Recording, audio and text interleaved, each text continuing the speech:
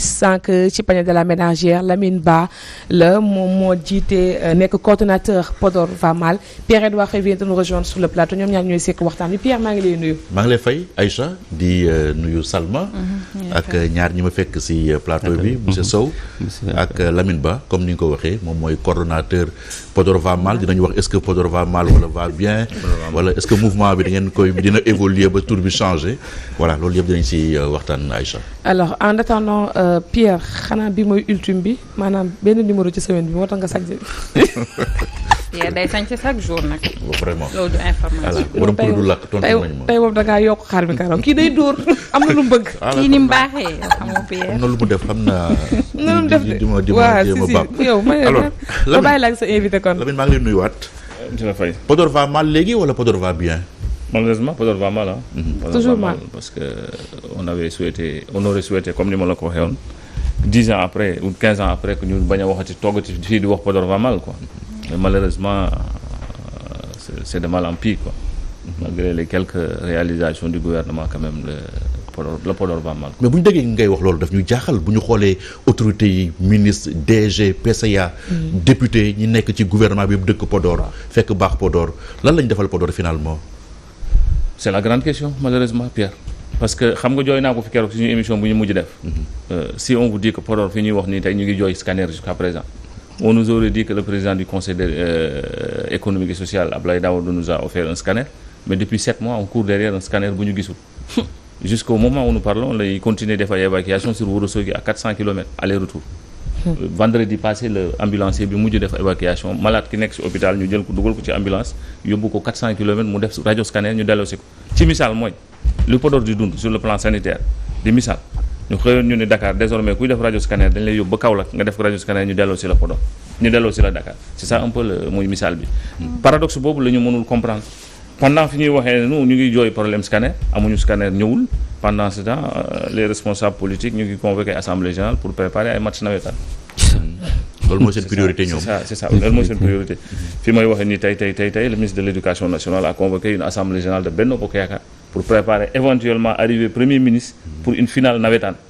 avec presque une dizaine de ministres ñu ko nar a topp. Bon, tout ça a des allures de campagne électorale. Maintenant c'est des millions qui vont être déversés là-bas pendant ce temps millions yooyu mënoon a servir à defaraat local hôpital bi à ce que ñu am le scanner. C'est malheureusement l'occasion ñu interpeller le premier ministre pour pratiquement depuis que le ministre de l'économie et des finances il n'a jamais posé les pieds à Podor en tant qu'autorité tey mu ngi dem parce qu'il est candidat. Pendant ce temps Podor a un problème de scanner pendant ce temps baykat yi ñu ngi jooy les paysans les producteurs ñu ngi jooy c'est des campagnes agricole catastrophique fi ñuy wax ni les oiseaux granivores yàq nañu li kii bi ndox mi dugg na machine bi ñu mujj am pour drainer un peu les eaux dans les champs Mauritanie lañ ko loué Rosso Mauritanie moissonneuse batteuse Rosso Mauritanie lañ ko loué pendant que le président nous parle de souveraineté alimentaire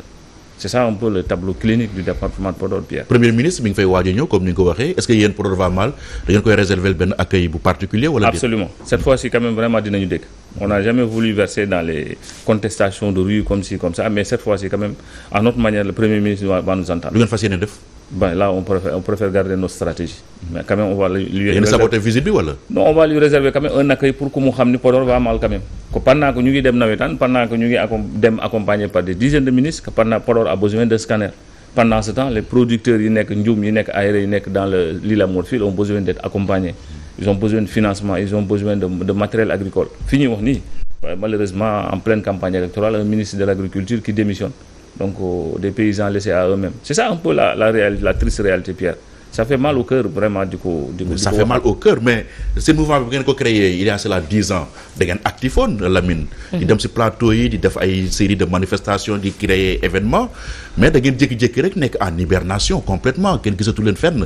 di leen di gis sax souvent les rares fois yi leen di gis ngeen di flirter ak des hommes politiques est-ce que de loolu aussi moo dénaturé yéen seen mouvement ba doole bi ngeen amoon amatu leen ko non Pierre au contraire xam nga après 2011 quand même il fallait benn phase d'attente quand le président était venu en 2012 il fallait vraiment benn phase d'attente et là aussi dañ koy féliciter pour le désenclavement de l'île à Morphil quand même pour ñi nga xam nañ ko Podor c'est vraiment un benn casse-tête bu mu réglé quand même du temps de Senghor Abdou Diouf Abdoulaye Wade réglé wuñ ko woon moom moo ko réglé donc léegi loolu aussi dañ ko ci delloo njukkal mais il devait aller au-delà parce que soo désenclavé ba pare da ngay mettre des mesures d'accompagnement moom laa doon wax léegi les mesures d'accompagnement c'est des pistes agricoles les mesures d'accompagnement c'est des financements pour les paysans les mesures d'accompagnement c'est le matériel agricole les mesures d'accompagnement phare c'est l'aménagement. Président Macky Sall depuis 2012 1 mètre carré de terre n'a été aménagé bu bees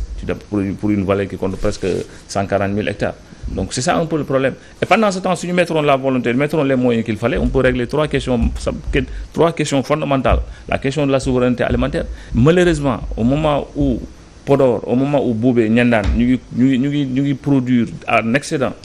l'oignon tey Maroc moo ñuy envoyé soble.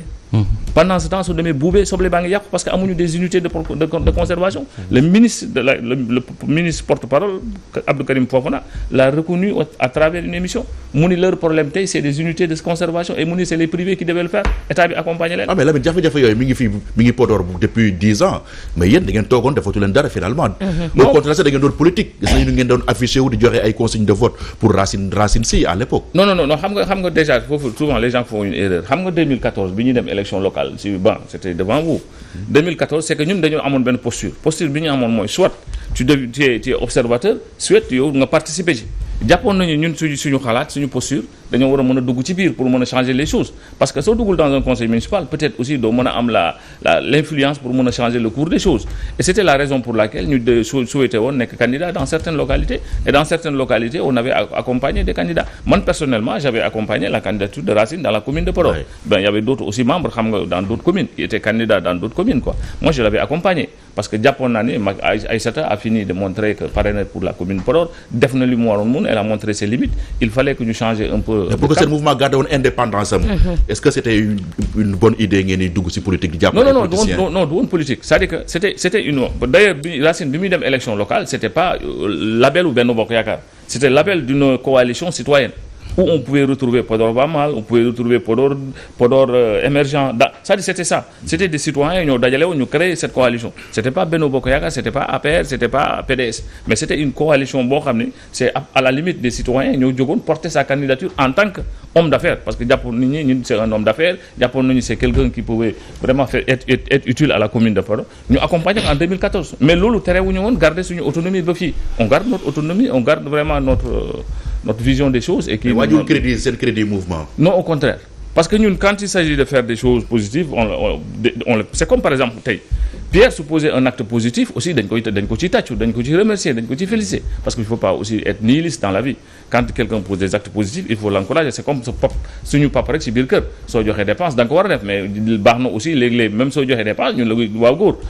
day yokk vraiment góor c'était ça mais malheureusement si l'État ne fait pas ce qu'il devait faire si les responsables les autorités ne font pas ce qu'ils doivent faire aussi dañ koy delloowaat ci table bi c'est ça un peu notre posture. Est-ce que quelquefois monsieur Ba nekkul comme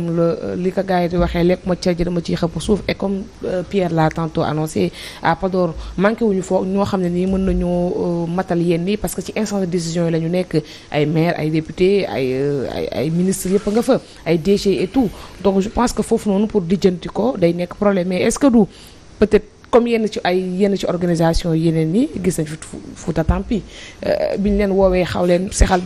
gisatul leen fenn yow tey bu ñu la woon tey jox la benn peut-être assise bu normal est-ce que di nga wax est-ce que tey li nga bëggoon nga amul rek moo tax nga nekkaat ci plateau non je prends Pierre à témoin parce que ñun 2011 bu léegi yàgg na donc suñu bëggoon dem nañu suñu bëggoon migrer nañu suñu bëggoon nous on n'a jamais def ngeen pause quand même est-ce que nekkoon da nga doon reesa non en fait pause bi c'était une pause stratégique bi mu yow c'est-à-dire pause bi c'était une pause c'était pas une pause où on accompagnait les politiques. D'abord ñun musuñu adhéré à l'APR on n'a jamais été de l'APR on n'a jamais pris la carte de l'APR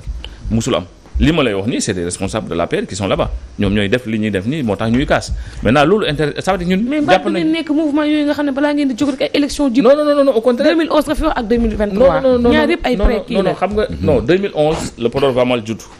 2011 c'était un déclic national c'était un sursaut national avec l'événement du 23 juin. boo xam ne moo déclic defoon déclic dans le siège de Y'en a marre dans le siège de Y'en a marre et des mouvements citoyens. Tout à fait. ñu jógoon def constat pour le département de Podor ñu ne nag vraiment dafa jot que ñu mën a élever la voix parce que Podor Fouta vraiment bindoo wuñu souvent ñu dégg des mouvements de contestation c'est que ci nature bi la ci ni ñu psychologie bi la musul am maintenant ñun bi ñu koy def en 2011 y en avait pas musul am c'était mën naa jàpp ne on était les premières personnes à élever la voix pour dire d'abord que Podor a besoin xam na ko désenclavé de l'île Morphil jooy nañ ko kas nañ ci wax nañ ci ba yàlla defal nañ ci sutura président Macky Sall l'a réussi donc merci au passage mais malgré ça aussi Podor va mal su doon par exemple li ñu taxoon jóg réglé nañ ko on n'aurait pas parlé de Podor va mal 15 ans après mais si par exemple de 2011 à maintenant def nga benn pause stratégique di xaar aujourd'hui c'est que le problème qui se pose tey nii le seul hôpital de référence yu ñu am à Podor c'est l'hôpital de Ndioub on te dit que pour nga def radio scanner simple radio scanner boo mën a gën def ci benn poste de santé fii on te met dans une ambulance tu fais 400 kilomètres on nous dit que le Abdoulaye Daouda nous a offert un scanner depuis 6 mois scanner bi le conseil départemental peine à nous amener le scanner mais loolu aussi problème la il faut ñoo ko les producteurs yoo xam ne tey ñu ngi jooy ñoom seen bopp ku demoon def la preuve seetaan naa ci benn reportage Aboukan seen correspondance ci Walf TV mu def ko ci di paysans yi di jooy di wax seen problème ça c'est des problèmes yu fi nekk yoo xam ne ñun ñoo ko war a mën a porter maintenant diffère un peu à la différence de Fouta Tampi presque c'était bon ma sœur maa koy nuyu au passage Fouta Tampi c'était un slogan du woon mouvement c'est-à-dire slogan la woon boo xam ne peut-être avec l'aide de la presse et tout ça am na benn aura et tout ça c'est différent mais ñun nous avons une vision nous avons benn cap nous avons des choses yoo xam ne dañ ko war a mën a porter et c'est ça c'est pas les élections peut-être day coïncider et loolu aussi même aux élections ñun on a le rôle aussi d'accompagner les populations à faire le bon choix on a le droit souvent moral d'accompagner les populations à faire le bon choix. moo tax ngeen di joxe consigne de vote. non consigne de vote c'était pas du woon consigne de vote mais c'était que dañoo participer woon c'est-à-dire dañoo participer woon dans ces choses-là. On a des membres yoo xam ne ils sont aujourd'hui conseillers départementaux sous leur propre label. du labelu APR du labelu PDS du labelu Abdourahmane Diouf. instant bi candidat yi déclaré wu bari na kan ngeen yaakaar ne peut-être bu ñu ko tegee ci réew mi Podor dina gis boppam. waaw justement xam nga c'est l'occasion pour nous même de faire le bilan parce que mën naa ne le président Macky Sall le contrat est arrivé à expiration maintenant contrat su arrivé à expiration il faut qu'on fasse le bilan maintenant soo jëlee candidats yi de l'autre côté comme de l'autre côté tey jàpp nañ ni comme ni ma ko waxee léegi le candidat de Benno Bokk Yaakaar ñun il ne nous convainc pas la preuve tu as été ministre de l'économie et des finances tu as été directeur des impôts et domaines tu as été premier ministre li lay njëkk yóbbu Podor c'est pour présider une finale de navétane kooku day wane na boppam déjà. à Podor ne mérite pas ça pendant ce temps on a un problème de scanner on a un problème de producteur coalition Benno Bokk Yaakaar choisir beneen candidat ñun li ñu soxla mooy un candidat boo xam ne au moins il est au cœur des préoccupations des populations maintenant le Podor léegi Abdoulaye Daouda Diallo dafa may foofu scanner Podor va mal va se prononcer plus rapidement pour mën a désigner son candidat. est-ce que gënoo leen jege opposition bi alors. non au contraire. yaakaaruma ko de Abdoulaye Daouda Diallo gën a jege dafa mel. non au contraire non xam nga. APR nee na Abdoulaye Daouda Diallo scanner xam nga surtout li tax ma wax ko. ça veut dire que keneen def na peut-être leneen. mais tey li gën a jàmp mooy c'est le scanner. imaginez malade bu tëdd hôpital ñu jël la dugal la ci ambulance gargaree la pendant 400 kilomètres uniquement pour benn radio scanner. mais y a pas plus prioritaire que ça. moo tax ñun ñu bëgg ko def priorité. la santé c'est d'abord ça la santé la jëlal l'hôpital de Kaskas. le deuxième hôpital bi nga xam ne 2005 la ko Ablaye Wade tabax. mais c'est un dispensaire la ñu jëlee Kaskas transférer le personnel de dispensaire indi ko hôpital de Kaskas. et c'est un hôpital. malheureusement loolu moo fa c'est-à-dire que plateau médical boobu moo tax ñun ñuy wax maintenant su dee on nous a dit. que moom Abdoulaye Daouda il a offert un scanner au département de Podor mani scanner boobu ça fait maintenant 5 mois te niñ ci teg bët le conseil départemental peine à nous amener le scanner c'est un problème. Qui est le conseil départemental là? C'est le président du conseil départemental c'est Mamour Dia. su fekkee yow nee nga scanner mënul ñëw parce que le local n'est pas adapté donc ça veut dire que toi tu n'étais pas préparé à recevoir un scanner. Si tu étais préparé à recevoir un scanner soo defee commande xam nga man commande bi nga commandé. xam nga ban ñaata barrette la xam nga ban nature longueur bi xam nga local bi nu mu war a mën tu le fais avant que moom mu ñëw. xaar ba mu ñëw pour dire que ñu ngi construire beneen local pour accueillir day wane un peu le manque d'impréparation. préparation rek. yow Fouta nga cosaanoo wala. ma Dakar laa cosaanoo mais man sama papa moo juddoo Ngoloré. Futanke nga kon. Futanke la mais Futanke Ndakaaru. waaw mais je le revendique. bañ naa sama koñ sa pël lañ may woowee. mais jafe-jafe yi muy wax ci Podor yow en tant que kuy défendre ak yelleefu consommateur yi yow ban xalaat nga ci am. non li xalaat bi ñu ci am mooy am naqaru xol xam nga boo nekkee bu fekkee ne pays boo xamante ne les choses mi ngi dox ni mu war a doxee santé bi dox ni mu doxee du yoon sax un individu offert ay scanner ay plateau technique la responsabilité étatique la. du yoon c'est vraiment ñun dañu am naqara parce que dama bërki démb rek man sama maam boo xam ne presque 90 ans la am de un handicapé la am problème mu xol on a fait le tour des hôpitaux pour ñu mun ko recevoir en urgence principal lañ ko mujj jëlee parce que te boo ñëwee en tant que mag li ñuy njëkk problème de prise en charge mu doon naqar boo xamante ne ñun Sénégal dañ côté santé moom malgré hôpital yi ñu fi tabax nos plateaux techniques yi ne suivent pas personnel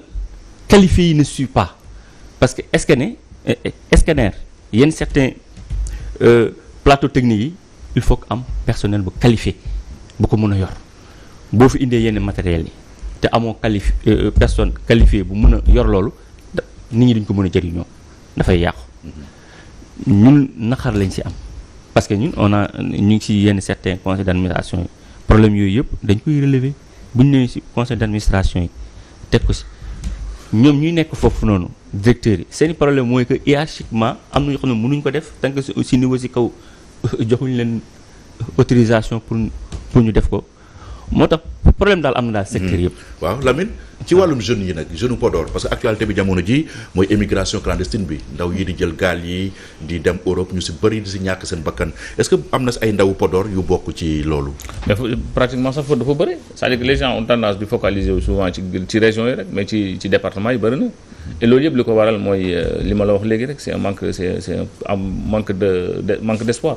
parce que wax naa ko léegi mbay mi suñu ko développé woon Pierre dans le département de Podor dans la vallée ñu développé ko créer des lycées techniques agricoles créer des financements créer jox leen des matériels qu'il faut mais dañuy bay ils deviennent les plus grands investisseurs dans ce pays-là les jeunes du département ils ne demandent que ça mais malheureusement d'abord DER bi ñu teg fii DER soo demee def un peu le micro-trottoir à Podor dañ lay wax ni c'est un rêve dañ koy dégg rek mais looloo indi tey booy yi gën a bëri dañuy dem ñii dañuy jël immigration clandestine ñii mooy ñu ngay gis Dakar nos parents scieurs nos parents vendeurs de journaux nos parents ñii ñëpp ku leen organiser woon former leen da nga leen di jox mbay mi ñu dem et c'est pourquoi l'agriculture est tellement importante gis nga suñu ko réglé woon Pierre suñu réglé woon mbay mi d'abord dinañu régler ñetti question dinañu régler la souveraineté alimentaire ni ma la ko waxee léegi li ñuy lekk muy ceeb soble muy leneen yépp duñ ko jéggaani dinañu régler la question de l'emploi mooy tey les jeunes pourront travailler ils ne demandent que ça c'est le retour à l'agriculture loolu rek moo mën a régler la question tout li ñuy wax ni jëlal l'histoire di xëyu ndaw la les milliards qu'on a investi dans le xëyu ndaw suñ ko yóbboon dans l'agriculture investir ko ci mbay mi encadrer jeunes yi moo ëpp solo nga indi un jeune mu quitté Tamba wala mu quitté Podor mu ñëw nga def ko dans le pavage def ko dans l'UCG di ko fay 80 000 avec un contrat de 3 ans ça n'a amul mujj bon on a beaucoup de respect pour ces jeunes là mais loolu soo ko jëloon investir ko avec une volonté forte avec des moyens qu'il faut mais da nga décoller soo décoller di nga régler loolu et en même temps di nga régler beneen question c'est l'immigration clandestine di nga ko mën a régler wala en même temps parce que les jeunes seront fixés sur place parce que dinañ gis lu ñu def ñii di dem yëpp c'est parce que c'est un désespoir amuñu lu ñu def amuñu benn espoir. mais jamono ji lan mooy principale activité jeunes Podor yi. mais pratiquement c'est l'agriculture. mais malheureusement ils sont découragés. Moi j'ai discuté avec un jeune bu dëkk Dioudé Diaby xëy na peut-être mu ngi may déglu mais daf ma ne Lamine moi je suis découragé il est venu avec ses propres moyens pour investir mais moom ci boppam moom lay man dama découragé finalement damay delluwaat sax damay tukkiwaat Dioudé Diaby la dëkk. mais c'est-à-dire que c'est annonce gouvernement bi di def yëpp nag. mais annoncé koy tracteurs yi fii moyens yi ñuy jox baykat yi et tout ça yéen exul si yéen. mais Pierre su ma la nee les producteurs de njum pour ñu mën a am moissonneuse batteuse à chenille parce que xam nga ndox mi tool bi su inondé du moissonneuse batteuse bu nekk moo fu mën a dugg parce que déjà am na yoo xam ne chenille lañ leen wooye à chaîne la quoi yooyu ñoo mën a dugg ci biir mais pour am ko il a fallu que ñu dem louer ji ko Rosso Mauritanie lañ dem louer moissonneuse batteuse à chenille pour ñu mën a dugg dans le champ dans le périmètre agricole dans la commune de Ndioum su fekkee ñun on dépend de la Mauritanie pour matériel agricole on dépend du Maroc pour mën a importer oignon mais fu ñu jëm li des yëpp c'est des slogans c'est des slogans rek à n'en plus finir loolu rek moo fi am du leneen. alors Pierre-Edouard Faye. waaw merci Aïcha di jaajëfal également le coordonnateur de Podor Vamat wala monsieur Sow da nga bëggoon am lu ci ajouté. dama bëggoon ajouté fa de manière sur la situation alimentaire au Sénégal pour wala ne agriculture bi problème bi si nekk. Imaginons Sénégal li ñuy béy yëpp 14% donc lañ ciy parvenir à transformer à petite échelle 38% yëpp dafay yàqu parce que faute de infrastructure yu mën a valoriser production boobu noonu 42% yëpp day génne réew mi en matière première ñun lu ñu yàgg wax mooy problème de souveraineté alimentaire mission priorité état la war a nekk waru ko bàyyi privé am na loo xam ne état du ko bàyyi privé exemple rek tey yow nga jël sa doom yónni ko mu dem si bitig ba nga gis ne mu ngi daagu nga daw dab ko nangu li ngeen dem bitig ba ñëwaat yàkkamti état dafa war a tax li nga xam ne moom dafa ne privé bee ko war a def bu ko privé def moom du ko jël dem defal ko boppam. tout à fait. pour mën a protéger population doo xam ne moom dundam li population yi war a dundee pouvoir d'action population yi état mooy c'est le seul responsable quelle que soit conditions yu mu war a mettre en place moom mooy seul responsabilité ils ont beau à dire que secteur privé ñoo ko war a def mais ak ban secteur privé parce que bu fekkee da nga am un secteur privé capitaliste boo xamante ne moom du jël benn risque moom produit fini lay xaar pour jaay am bénéfice dem investir ci immeuble yi pour mën a gën a denc xaalisam yow daal da ngay toog di xaar kooku pour kooku développer sa réew. D'accord loolu c'est des cris du cœur bu am solo la ah monsieur Sow ñu ngi lay jaajëfal bu baax di jaajëfal monsieur Lamine Ba coordonnateur Podor Va Mal c'était un plaisir vraiment de vous recevoir. da ngeen koy conserver.